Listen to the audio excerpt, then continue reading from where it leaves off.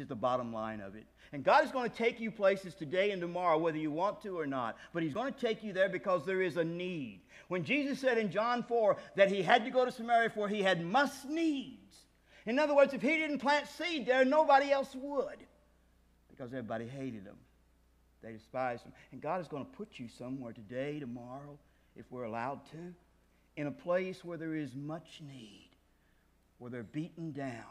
But will you see them? The priest here looks. He glances. And he passes over on the other side. How many of you, come Christmas time, they got those bell ringers out there at Walmart. You try to go in the other door and turn the other way? Huh? Any of y'all guilty of that? You know? They're taking up money in buckets on the roadside, going through. And boy, I sure hope I catch that light right. You know? I can get on through there. We see, we glance. You see, God is going to make us look at least for a moment. But you and I, what we do is going to be challenged by our heart that's there. You know? Many people in Jesus' day could care less about the down and the out. You see, this priest, after he had looked on that man, he went on to church, and you know what? I bet he had good message and material for a sermon. I seen a man who threw his life away, and he was reaping what he was sowing, and he was getting what he deserved. That may have been who that man was. It may have been that all of that was due to him. But what he did not see was a soul that needed delivered and loved and cared. And yet the priest, like many of us, because we can sit back and we can put on this identity of our priesthood, of our religion, and we're now good and we work hard and we do good, so we look all the time judging, criticizing, finding fault, instead of finding an opportunity to serve and to love and to care. Jesus said He came for the sick. He came for the sick, but we want to be with the well, right? You see, inside this house, we can gather among ourselves, and we think alike, and we feel alike, and so we feel comfortable, and we feel safe. And God calls us here and brings us here that we can bring strength and knowledge and understanding, but then He sends us out there into that dark world where a light needs to be, where our true neighbor needs to be. And how many of you just passed by on the other side? Now, in verse 32, he says, likewise there was a Levite. And when he was at the place, he came and he looked on him and he passed on the other side. Now, a Levite goes a little bit deeper than a priest. Because, you see, the Levite knows the letter of the law. He knows the intent of the law, or at least he's supposed to. And so he should have been able to discern deeper what was wrong and what was needed. But you know what he did, folks? Like many of us, he evaluated the man, his condition. Like many of us, is he worthy? Is he worth the effort? Is he even savable? You know, we evaluate the letter. What's it going to cost us? What do I have to give up if I get involved in this that's there? And when he evaluated too, you see there was much more important things that he could be doing with his time. People that he could use it on that maybe he would be able to affect it greater or something. We're always evaluating our time. He had a job to do and a routine to do and a schedule to keep. Sounds like most of us, doesn't it? You know?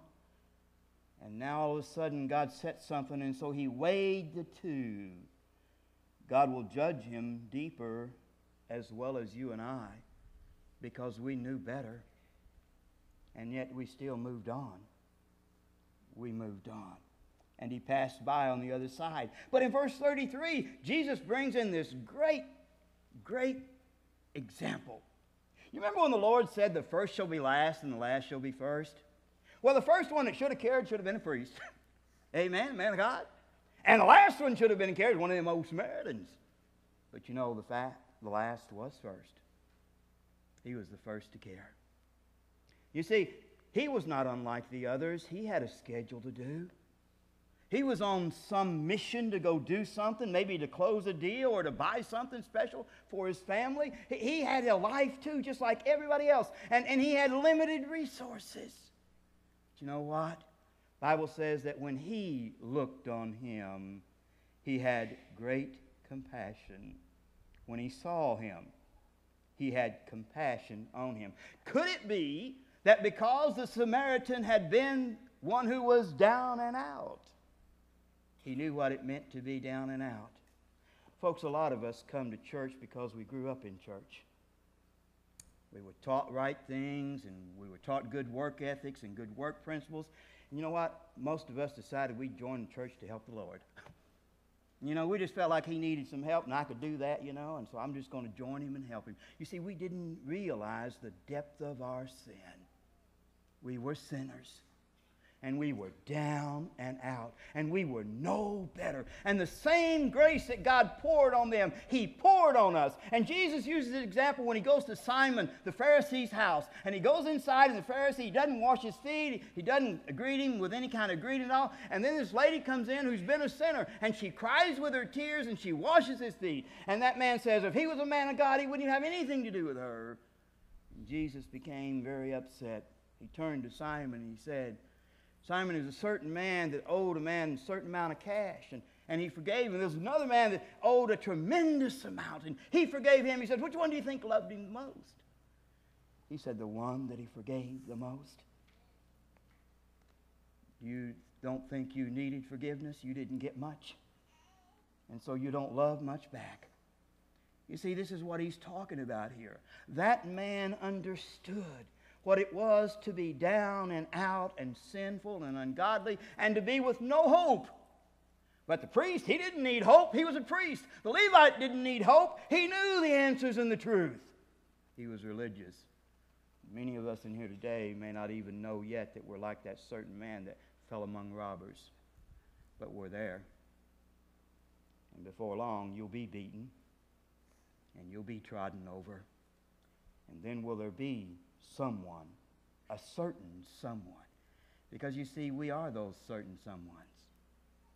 You see, you're not here by chance today either. God brings us to look at ourselves. I love the way we take these passages and cut people up, don't you? We cut that priest up. We cut that Levite up. But was that what Jesus gave us that message for? No, he gave it to look at our lives. Am I that Levite? Am I that priest? He gave it for me to look at me.